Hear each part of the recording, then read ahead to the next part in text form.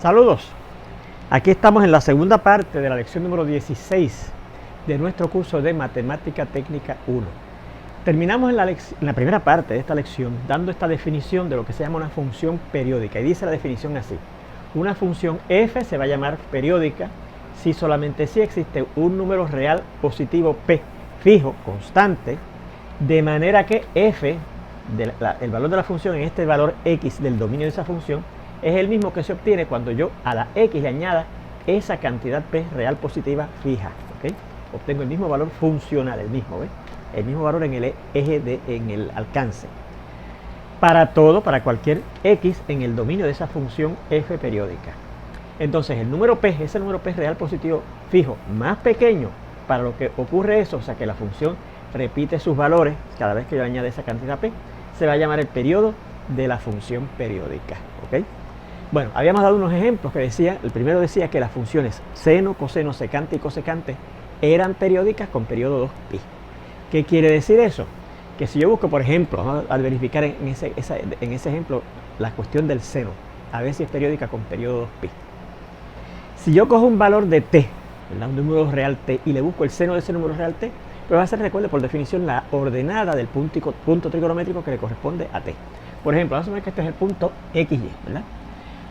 Y así es que eso quiere decir que ese punto trigonométrico corresponde a este número t que va desde aquí hasta aquí, ¿verdad? Desde el punto 1, 0 hasta ahí. Claro, también podría ser este valor de t negativo que desde aquí hasta llegar ahí, pero vamos a coger el más sencillito, desde aquí hasta aquí. Un número t positivo sería esta distancia desde aquí hasta aquí, ¿verdad? Y ese punto trigonométrico tiene esas coordenadas. El seno entonces de ese número t que corresponde a la distancia que hay desde aquí hasta aquí, desde el punto 1, 0 hasta ese punto, es la y. Eso es el seno, ¿verdad? Bien. Así que el seno de t sería y. Ahora, fíjense que hacia t yo le sumo 2pi. ¿Qué es 2pi? Le sumo 2pi porque el ejemplo decía que el periodo de esa función era 2pi, del seno, coseno, secante y cosecante. Pues si le sumo 2pi, recuerde que 2pi encontramos aquí hace par de videos que 2pi es el largo completo del círculo. Así que si a este punto, una vez yo estoy aquí, si a esa t que está aquí le añado 2pi, pues quiere decir que voy a dar, partiendo desde ahí, la vuelta completa del círculo, el largo completo del círculo, que es 2pi, y llego a ese mismo punto. Por lo tanto, este punto corresponde, además de a t más 2pi, y para ese punto su seno también sería la y, porque llegamos al mismo punto. Así que fíjense que efectivamente la función seno repitió su valor cuando a la t que yo tenía originalmente le añadí 2pi. ¿Ves? Bien, y eso ocurre para todos los puntos que usted coja. Si cojo este punto, su y, que sería sería el valor del seno de ese número 5pi sobre 6.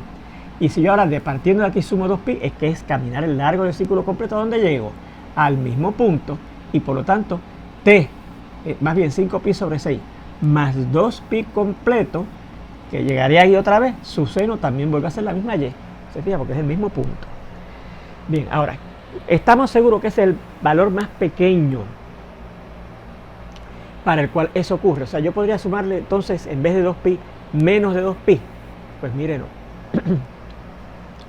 Por ejemplo, vamos a suponer que a esa t yo le añado un valor más pequeño de 2pi. Así que si le añado un valor más pequeño, no voy a llegar a ese mismo sitio, ¿verdad? Porque no estoy caminando la distancia completa, que es el largo del círculo unitario. A lo mejor le añado una distancia que me lleva a un punto por aquí. Pues ese punto que está aquí, al yo añadirle esta distancia a t más pequeña que el 2pi, tendría una y diferente, ¿verdad? Su ordenada sería diferente, de hecho sería más grande que esta. Así que por lo tanto su seno sería un valor más grande que este valor de la y que tenemos ahí, ¿se fija? Así que con que yo le sume nada más que esta distancia desde aquí hasta aquí, la función seno no vuelve a repetir, ¿ves? Y usted dirá, bueno, y si yo entonces cojo este punto que está por aquí, mire, este punto que está más o menos por aquí, ¿verdad? Que sería negativo x, pero no es la misma y. Pues mire, usted diría, pues mira, para ese punto que está aquí, que correspondería al número t más esta distancia que hay desde ahí hasta por ahí más o menos, su seno vuelve a repetir, porque tiene una y que es igual a la y de este punto. Así que no sería esa distancia que añado desde aquí hasta ahí el periodo, no, porque si entonces ahora yo partiendo de aquí le añado otra vez el periodo, esa distancia, voy a llegar a un punto por aquí a lo mejor que no va a tener la misma y, de hecho va a tener una y negativa, ¿se fija? Así que no, a pesar de que al yo añadir la distancia esta desde aquí hasta ahí y obtener un punto cuya y es la misma y de aquí, y por lo tanto cuyo seno es igual que este seno, ese no sería el periodo, porque yo añadiría entonces esa distancia. Ahora, partiendo de aquí, llegó un punto cuya y es diferente, y entonces eso querría decir que el seno es diferente para ese nuevo t que va desde aquí entonces hasta a ese punto. ¿Okay? Bueno, pues mire, eso demuestra, más o menos, no es una demostración formal, ¿verdad? Pero intuitivamente nos demuestra que efectivamente la función coseno tiene periodo 2pi. Igualmente la función seno, perdón. La función coseno, la función secante y la función cosecante también tienen periodo 2pi, haciendo el mismo análisis. Bueno, y el segundo ejemplo decía que las funciones tangente y cotangente tenían periodo pi. O sea que si yo le sumo, no 2pi, que es la distancia completa del círculo unitario, sino la mitad, porque pi es la mitad del largo de 2pi, que es el círculo completo, ¿verdad? Si yo este punto que tengo aquí busco su tangente, ¿verdad? La tangente de ese número t, que corresponde a la distancia desde el punto 1, 0 hasta ese punto, sería la división de y entre x, ¿verdad? Porque esa es la definición de la tangente de ese número t. Pues si a ese número t yo le añado pi, llego precisamente, camino la mitad del círculo, llego más o menos por aquí. Y tengo un punto cuyas coordenadas serían estas mismas, pero negativas. Menos x en vez de x y menos y en vez de y. ¿Ve?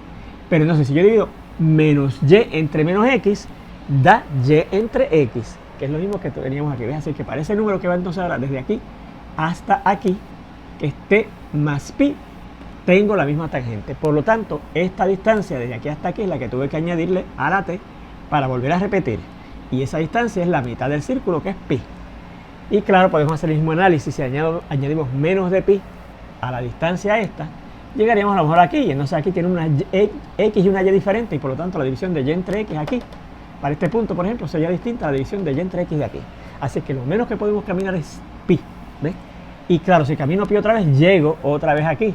Y si camino pi otra vez, llego otra vez aquí. O sea que fíjense que sigue repitiéndose, ¿ves? Los valores de la x y la y en valor absoluto. Bien, pues entonces fíjense que efectivamente la tangente es periódica con periodo pi. Esa es la diferencia entre esas funciones circulares. Para seno, coseno, secante y cosecante el periodo es 2pi. Para tangente y cotangente el periodo es pi. ¿Ok? Bueno, vamos a ver este ejemplo que dice, este teorema más bien, que dice, si f es una función periódica con periodo p, entonces el valor de la función en x va a ser igual al valor de la función en x más múltiplos enteros de p. Más múltiplos enteros de p. N, que es la multiplicación del múltiplo del periodo que voy a coger, es un número entero. O sea que no tan solo f más q más p va a dar lo mismo, sino, perdón, f de x más p va a dar lo mismo que f de x, sino que f de x más 2p da lo mismo, f de x más 3p da lo mismo, f de x más 4p da lo mismo, f de x menos 1p, porque fíjense que puede ser negativo al ser entero, da lo mismo, f de x menos 2p, f de x menos 5p da lo mismo que f de x. Y claro, fíjense que eso lo podemos ver fácilmente, por ejemplo, con la función seno, otra vez. Si yo le añado una vez 2pi, pues a esta t, pues llego ahí. Y una vez está aquí, le añado otra vez 2pi, o sea que sería la t original más 2 veces 2pi, y llego otra vez ahí. Y si añado una tercera vez, sería f de t más 2 veces 2pi, llego ahí, etcétera. ¿Se fija? Así que por eso es que el teorema dice eso. No vamos a hacer la demostración, claro está. Pero vamos a usar para hacer estos teoremas, estos ejemplos más bien. Ejemplos. Ay, perdón. Y el primero es este. Y el segundo es aquel que tenemos allí. Muy bien. Bueno, me piden la tangente de negativo 31 pi sobre 4. Bueno, lo primero que recordamos es que cuando usted tiene la tangente de un negativo, del negativo de un número, ese signo pasa al frente. Así que lo ponemos al frente, ¿verdad? Sería menos la tangente de 31 pi sobre 4. Y usted dice, bueno, pues ahora voy a buscar dónde está 31 pi sobre 4. Ahí, ¿verdad? Pero ¿qué pasa? Que fíjese que al dar una vuelta, llego nada más que a 7 pi sobre 4 y tengo que llegar a 31 pi sobre 4. O sea que tendría que seguir dando vueltas y dando vueltas y dando vueltas hasta llegar a 31 pi sobre 4, ¿verdad? Y si hubiese sido 10.015 pi sobre 4, tendría que seguir dando vueltas y dando vueltas hasta que cuente 3.015 o 10.015, fue que dije, veces pi sobre 4 para llegar al punto que corresponde. Se fija, no es práctico eso. Ahora, este teorema nos ayuda. Y el hecho de saber que la función tangente es pi. Porque fíjense, si ahora yo divido este número, 31 pi sobre 4, que es al cual yo quiero buscar la tangente, entre el periodo, mire lo que ocurre. Eso sería 31 pi sobre 4 multiplicado por el recíproco de pi, ¿verdad? Por las reglas de la multiplicación de, o más bien de la división de fracciones. El pi cancela, ¿y qué nos queda? 31 sobre 4. porque el pi se fue. Y si yo digo 31 entre 4, ¿verdad? Con la división, eso me da 7 y 3 cuartos, ¿verdad? Recuerde, la división de esto sería, bueno, por aquí 31 cuartos, 31 entre 4. Usted dice, bueno, el 4 cabe 7 veces en 31, 7 por 4 es 28, y al restar sobran 3, así que sería 7 y 3 cuartos, que fue lo que dije aquí. Da 7 y 3 cuartos, ¿verdad? O sea que esto sale de lo que usted ya conocía. Bueno, así que por lo tanto, eso quiere decir que 31 pi sobre 4, ¿cómo yo dejo en esta igualdad que dice que esto es igual a esto? Pues lo que tengo que hacer, como aquí estoy dividiendo entre pi, pues yo multiplico por pi en ambos lados. Multiplico por pi aquí y multiplico por pi acá. ¿Ves? Y al multiplicar por pi aquí, como esto es 1 sobre pi, al multiplicar por pi, el pi se va y nos queda 31 pi sobre 4, que es lo que dice aquí, será esto que está acá, que se puede escribir así, 7 más 3 cuartos pi, más 3 cuartos, perdón, por este pi que voy a multiplicar acá también. ¿Okay? Y esto sería este 3 pi sobre 4, 3 cuartos por pi, que es 3 pi sobre 4, que lo pongo primero, más 7 por pi, que lo pongo acá. Así que eso quiere decir que, por tanto, buscar negativo de la tangente, o sea, la tangente de negativo 31 pi sobre 4, que habíamos dicho que era negativo de la tangente de 31 pi sobre 4, es lo mismo que decir el negativo de la tangente de esto. ¿De dónde salió esto? De esto, porque este 31 pi sobre 4, que es lo que yo tengo aquí, lo puedo escribir de esta manera, 3 pi sobre 4 más 7 pi. Pero entonces fíjense que esto se parece a esto, el valor de una función, que en ese caso es la tangente de un número en su dominio, que es 33 pi sobre 4, más un múltiplo entero, 7 veces su periodo, que es pi, porque recuerde que el periodo de la función tangente es pi. ¿Y qué dice este teorema? Que yo me puedo olvidar de ese múltiplo del periodo y quedarme nada más que con el f de este primer número. O sea que esto sería lo mismo que decir menos la tangente, me olvido de este múltiplo del periodo y me quedo de 31 pi, de 3 pi sobre 4, que es el que estaba aquí, ¿verdad? Y entonces este sí lo puedo buscar aquí, ¿verdad? Porque mírenlo aquí, 3 pi sobre 4 está aquí. Y la tangente sería, pues sería el negativo, que nos podemos olvidar de esto, ¿verdad? El negativo, y las coordenadas de ese punto trigonométrico que le corresponde a 3 pi sobre 4 son estas. Y recuerde que la tangente es la división de la y, que es raíz de 2 sobre 2, entre la x, que es negativo, raíz cuadrada de 2 sobre 2. Así que será el negativo de, y entonces estoy dividiendo este número entre él mismo, pero negativo, así que ahora el negativo de este número entre el mismo, 1. El negativo de negativo 1, que es 1. Y esa sería la tangente de negativo 31 pi sobre 4, que es el que me pedían. ¿Okay? Y este fue el primer ejemplo. Vamos a ver ese segundo ejemplo que dice buscar el coseno de 118 pi sobre 3. Bueno, aquí tenemos el pi sobre 3. Así que tendríamos que empezar a contar hasta llegar a 118. 1, 2, 3, 4, 5, 6, 7. Estaríamos perdiendo muchísimo tiempo en lograr llegar al punto trigonométrico que le corresponde a 118 pi sobre 3. Pero entonces, ¿qué hacemos? Usamos uso del hecho de que el coseno tiene periodo 2pi. Y fíjense que aquí usamos el hecho de que la función tangente tenía periodo pi, pero el coseno no tiene periodo pi, sino 2pi. Pues hacemos lo mismo que aquí. Tomamos el número, ¿verdad?, que tenemos aquí, que en este caso es 118 pi sobre 3, y aquí era 31 pi sobre 4, y lo dividimos entre el periodo. Así que aquí tendremos que coger el 118 pi sobre 3 y dividirlo entre el periodo, que es 2pi. Así que esa explicación vamos a escribirla, ¿verdad?, para que la tengan.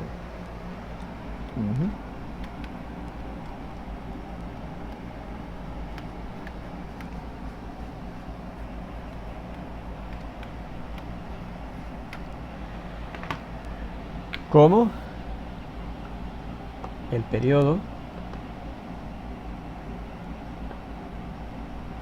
de la función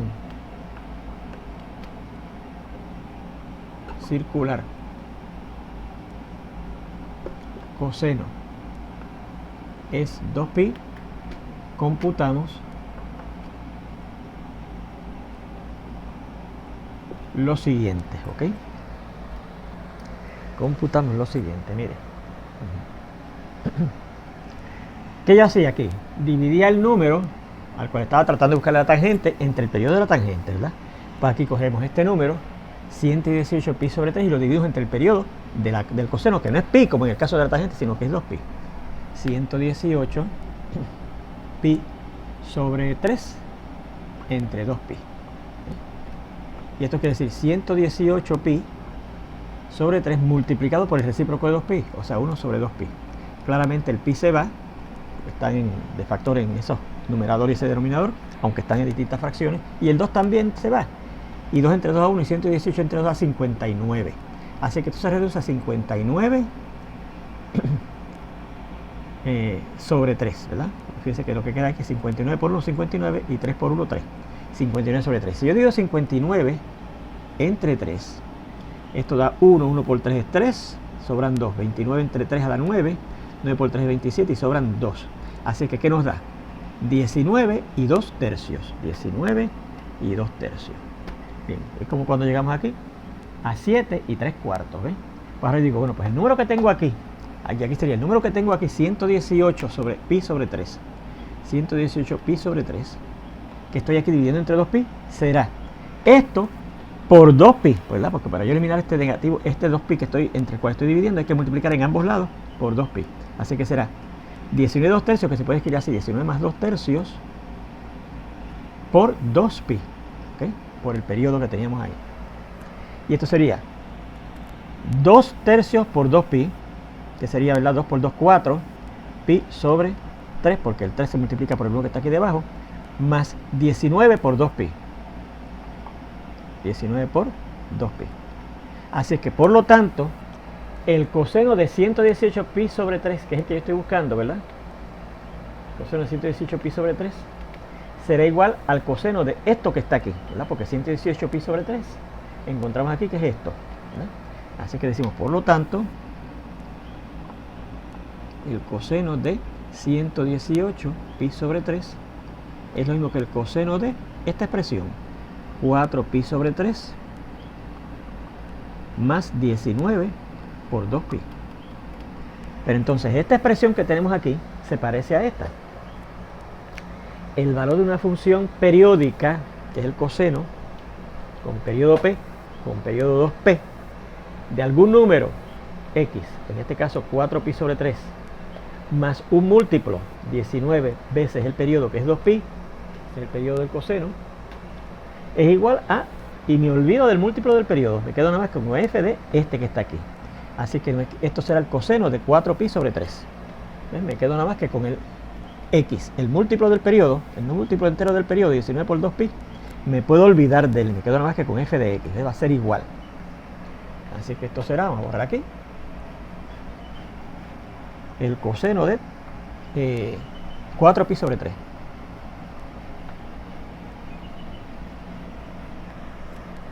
Esto será igual al coseno de 4pi sobre 3. ¿Okay?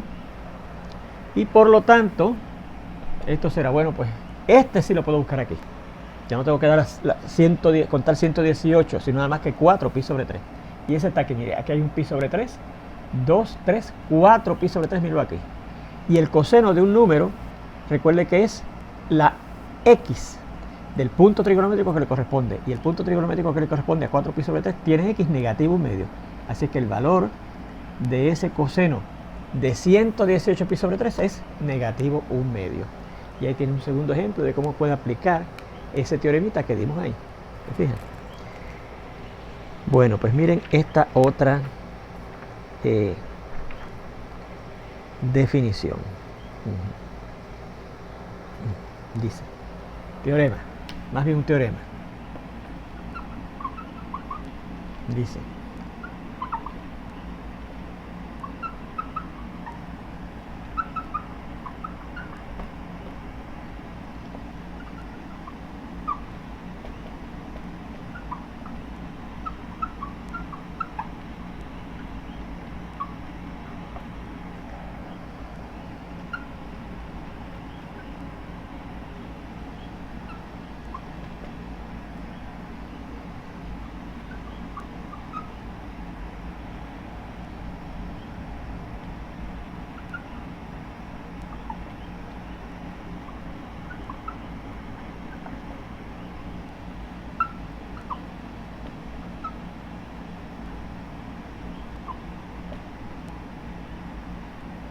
si tengo una f que es una función periódica con periodo p, y si es un número real fijo, entonces el periodo de la función f de esa cantidad a real fija por x es el periodo original de esa función f dividido entre el valor absoluto de ese coeficiente que tiene la x ahí.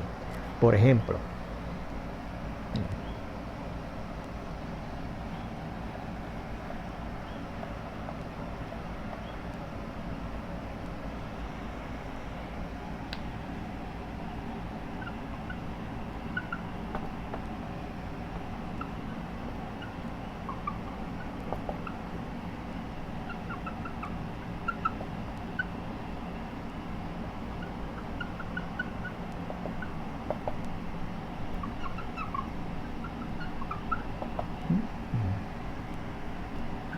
determina el periodo de las siguientes funciones.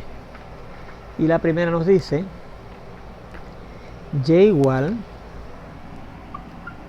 a 2 veces el seno de 2 por x, ¿ok? Y igual a 2 veces el seno de 2 por x. Perdón, de 2 veces el seno de 3 por x.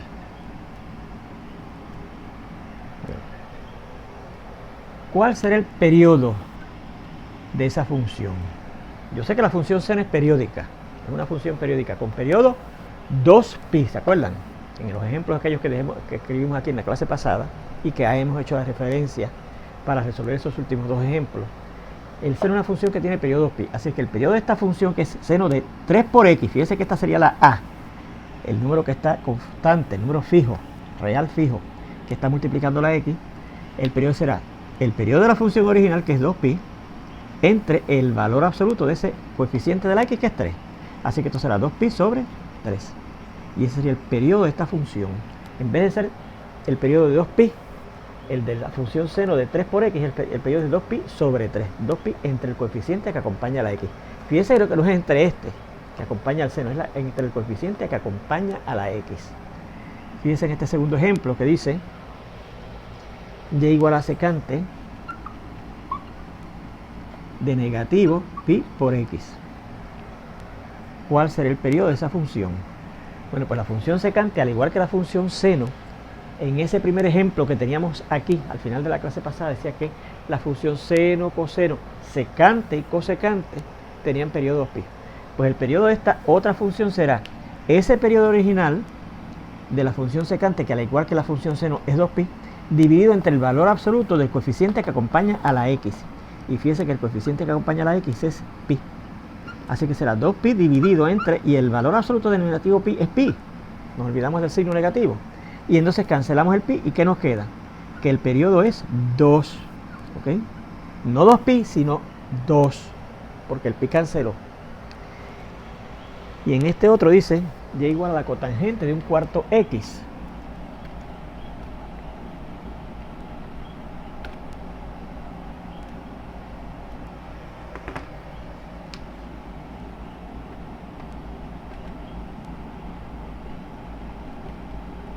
Bueno, sabemos por el segundo ejemplo que teníamos al final de la clase pasada aquí, que repasamos hoy, más bien de la primera parte de esta lección era donde estaba ese ejemplo, ¿verdad? No al final de la clase pasada, sino en la primera parte de esta lección.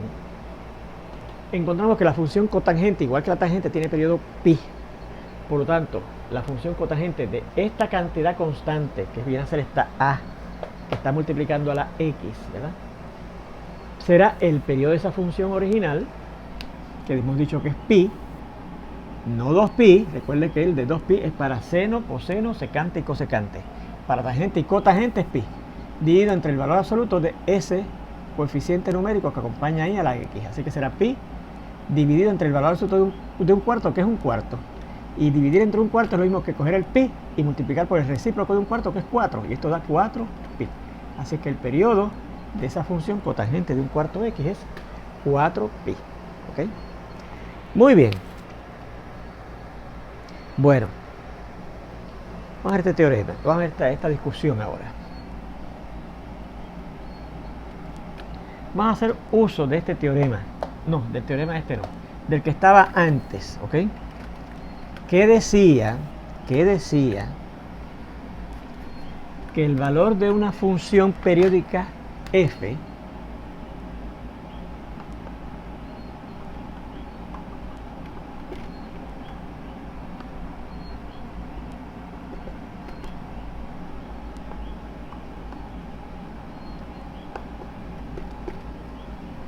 Y si n es un número entero, el valor de la función periódica f en p me va a dar lo mismo que el valor de la función periódica en p más múltiplos enteros, perdón, en x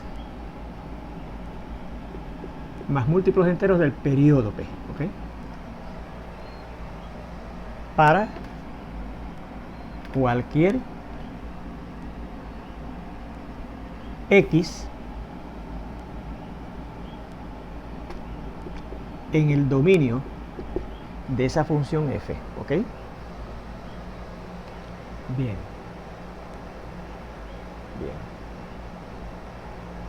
Bueno, pues ¿qué significado, qué implica esto?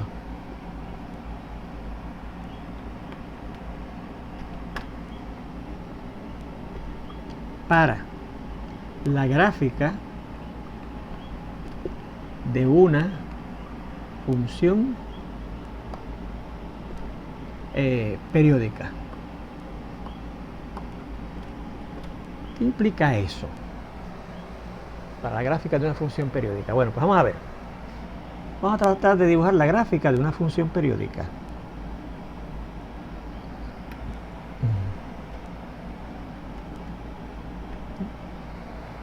Vamos a coger un valor x en el dominio de esa función.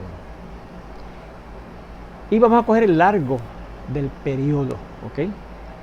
O sea que desde aquí hasta aquí vamos a ver que está el largo del periodo, ¿ok? O sea que aquí está x más el largo del periodo, p, ¿verdad? Aquí llegamos al número x, que es el número este que está aquí, más esa cantidad p, ¿ok? Pues mire, si yo cojo la gráfica de esa función empezando en x y terminando antes de llegar a x más p, vamos a poner que se ve así.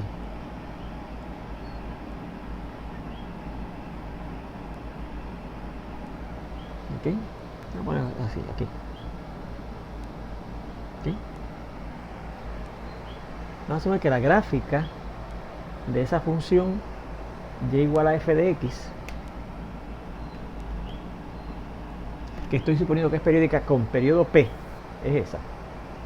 Pues ¿qué pasará? Recuerde que entonces al llegar a x más p, la gráfica, la función más bien, empieza a repetir sus mismos valores en el alcance. O sea que si ahora yo cojo una p más o menos por aquí, ¿verdad?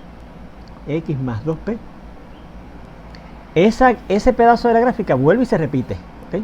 O sea que empezamos aquí, más o menos,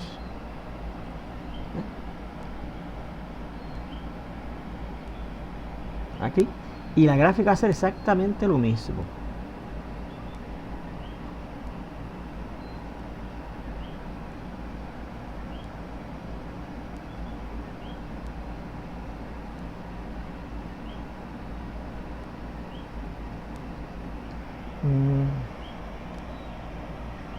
Un poco más acá.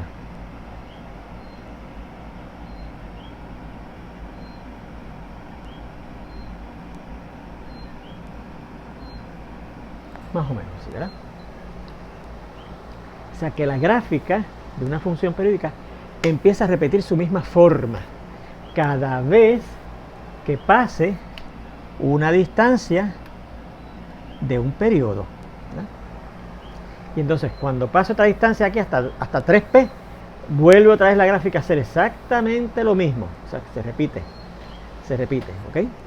Bueno, note que entonces la gráfica de una función periódica repite su forma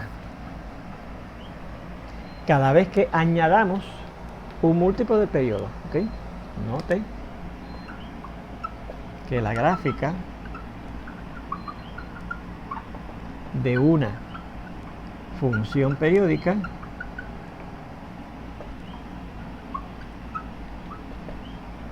repite su forma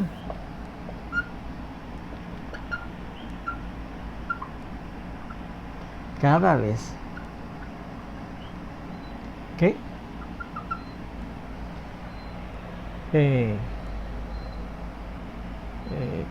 pase un largo, vamos a ponerlo así, un largo p del periodo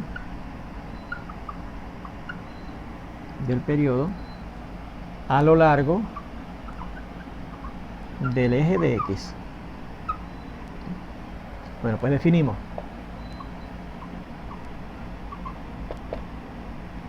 Definición, más bien. Definición.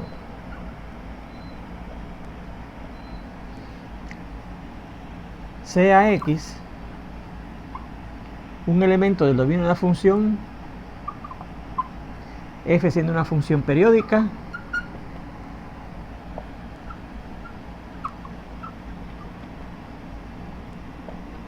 con periodo P. ¿Okay? La parte de la gráfica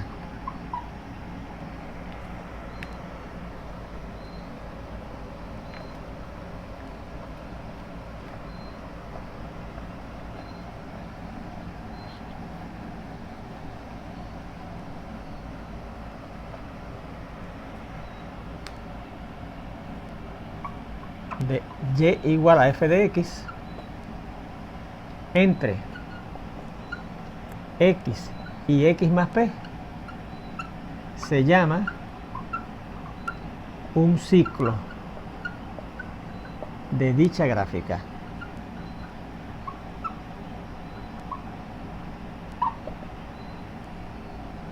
La parte de la gráfica de y igual a f de x sobre el intervalo que va desde 0 hasta antes de que se complete el periodo, ¿no?, en el eje de x, se llama el ciclo fundamental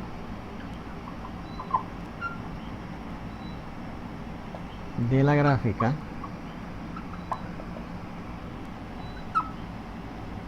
de f de x, de y igual a f de x, ¿okay?, o de f, ¿okay?, el ciclo fundamental de la gráfica de f. Bueno, pues eso quiere decir que esto que está aquí, este pedazo de la gráfica de esa función f periódica que está aquí entre x y x más p es un ciclo.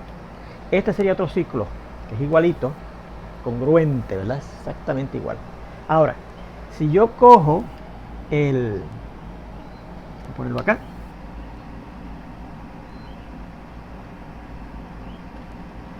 Y cojo ya esto, le resto la distancia p, ¿verdad?, que de hecho va a caer un poquitín más acá. La distancia p hacia atrás, por aquí. Y cojo este ciclo que va desde aquí hasta aquí, ¿verdad?, que sería otra vez empezando aquí.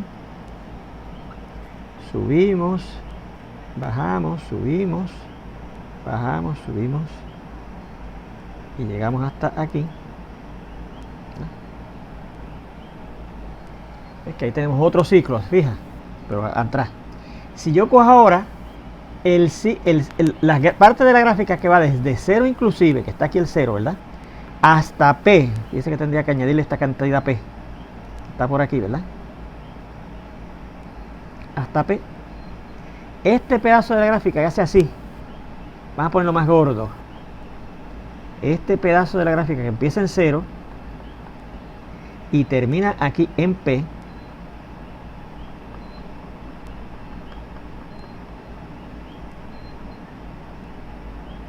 hasta antes de llegar a P, así que aquí tenemos que coger un hueco. Esta cosa que está aquí, que fíjense que es diferente a esta, ¿verdad?, pero esta cosa que desde 0 hasta P, esto que hace así y sube y llega aquí, eso sería el ciclo fundamental de esa gráfica, de esa función periódica f con periodo P, ¿ok? Fíjense que tenemos unos ciclos, ¿verdad?, pero el ciclo fundamental es el que va desde 0 hasta P, ¿okay?, desde 0 hasta P. Bueno, pues recuerda que las funciones seno, coseno, secante y cosecante son periódicas con periodos pi, y las funciones tangente y cotangente son periódicas con periodo pi, ¿ok?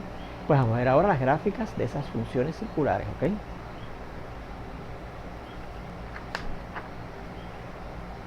No, antes de eso vamos a ver esta definición de otros conceptos, ¿ok? Vamos a borrar ya la tabla pequeña, ¿ok?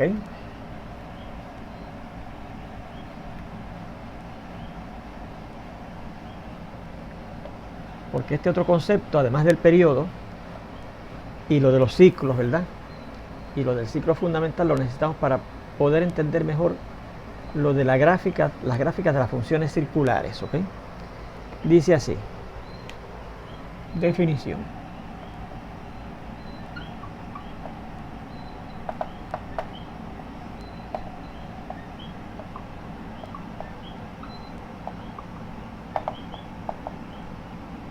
Esta es la primera, perdón. Primera.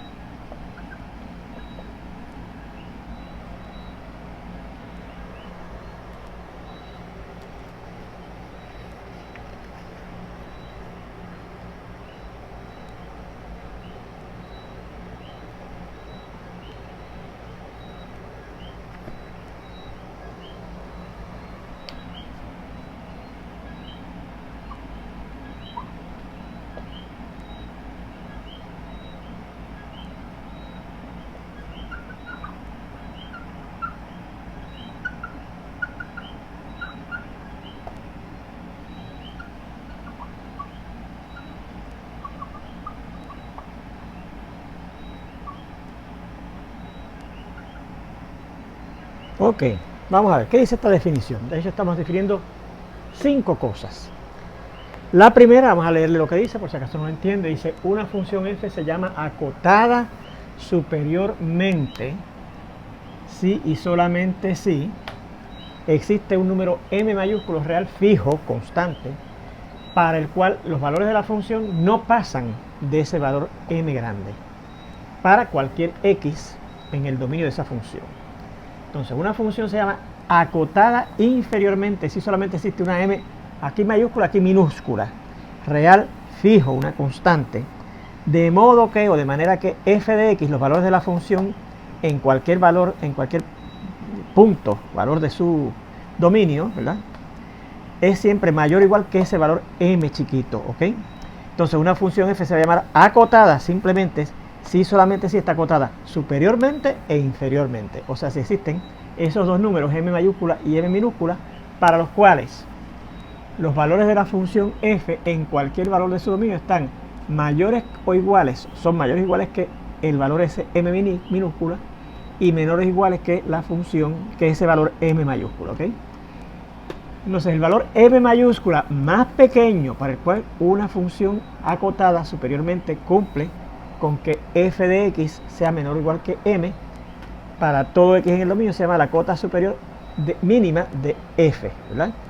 Y el valor m minúsculo más grande para el cual esa función acotada inferiormente cumple con que f de x sea mayor o igual que ese valor mínimo para todo x en su dominio se llama la cota inferior máxima, ¿ok? Bien. Dice, por ejemplo, las funciones circulares seno y coseno son acotadas. Pues, ¿por qué? Vamos a ver. Pues si son acotadas, quiere decir que son acotadas superior e inferiormente. Vamos a empezar con el coseno. Vamos a empezar con el coseno. Fíjense que el coseno de 0, ¿verdad?, el punto trigonométrico que le corresponde a 0 está aquí. Vamos a empezar mejor con el seno. Sí, el coseno. La función, el coseno de 0, el punto trigonométrico que le corresponde al 0 está aquí, ¿verdad? P de 0, está ahí. Su coseno, recuerde que es la y de ese punto, ¿verdad? Perdón, vamos a empezar con el seno. Vamos a buscar a ver que el seno, que es la primera, es acotada. Vamos a ver que es acotada. Fíjese que el seno de 0, el punto 0, está aquí, que sería la y de ese punto, ¿verdad? Sería 0. Y entonces, según la t aumenta, ¿verdad? Por ejemplo, aquí tenemos una t que va aumentando de 0 hasta ahí, hasta t. La y del punto va de 0 hasta y, hasta lo que sea aquí, ¿verdad? Y sigue aumentando la y, por aquí es más o menos raíz cuadrada de 2 sobre 2, porque lo dice ahí, ¿verdad? La y. Aquí sería más o menos raíz cuadrada de 3 sobre 2. Y cuando llega aquí al punto P de pi medios, esa y es 1. O sea que fíjese que el seno va aumentando desde el valor 0 para el número 0 hasta el valor 1 para el número pi medios, ¿verdad? Y una vez he alcanzado ese valor 1, entonces si la t sigue aumentando, los valores del seno empiezan a bajar porque empiezan los puntos por aquí y esas y, que son los valores del seno, van disminuyendo, ¿verdad? Así que fíjense que a lo más que llega, el valor de seno es a 1. Y entonces sigue bajando hasta aquí, que vuelve otra vez a ser 0, ¿verdad? Porque la y de este punto vuelve a ser 0.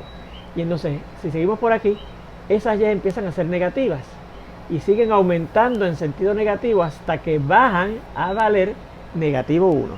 Y una vez bajan a negativo 1, empiezan a disminuir otra vez en valor absoluto hasta que vuelven otra vez a 0. Y ahí empiezan otra vez a subir hasta llegar a 1. Y vuelven a disminuir hasta bajar a 0. Y vuelven a disminuir hasta bajar a negativo 1. Y vuelven a aumentar hasta subir a 0, etc. La cuestión es que fíjense que la función seno no baja de negativo 1 ni sube de 1, ¿verdad? Porque los valores de la y en el círculo unitario, que son los valores del seno de esos números t, como hemos decidido ahí, ni suben de 1 ni bajan de negativo 1. Así que fíjense que, vamos a empezar que no bajan de negativo 1 el valor del seno, ni suben de 1. ¿Verdad? Por lo tanto, el seno está acotado. Es una función acotada porque está entre un valor mínimo y un valor máximo. Mírenlo ahí. Eso es lo que quiere decir que es acotada, ¿verdad? Si está entre un valor mínimo y un valor máximo. En este caso, para la función seno, el valor mínimo es negativo 1, el valor máximo es 1. ¿Ok? Fíjese que el coseno también, porque el coseno recuerde que es la x. Y aquí para 0, que está el punto P de 0, la x es 1, ¿verdad? Así que ahí vale 1 el coseno. Y entonces esos puntos, según yo aumento la t, empiezan a moverse así, ¿verdad? Empiezan a moverse así, ¿verdad? Y entonces fíjese que las x, que aquí darían 1, empiezan a disminuir en tamaño, ¿verdad? Hasta que bajan aquí a 0. Y una vez llegan aquí, entonces las x siguen disminuyendo hasta llegar a negativo 1. Y aquí vuelven a empezar a aumentar hasta llegar a 0. Y entonces aquí vuelven a aumentar hasta llegar a 1. Y entonces una vez llegamos ahí, vuelve otra vez a disminuir a 0, vuelve otra vez a bajar a negativo 1, vuelve a subir a 0 y vuelve a subir a 1, ¿ves? O sea que fíjese que la función coseno también, a lo más que baja es a negativo 1 la x, y a lo más que aumenta es a 1 la x, ¿verdad? Así que la función coseno también está acotada, porque tiene una cota inferior y una cota superior. Bueno, de ahí en adelante seguimos en la tercera parte de esta lección, donde nos vamos a ver ya mismito. Hasta entonces.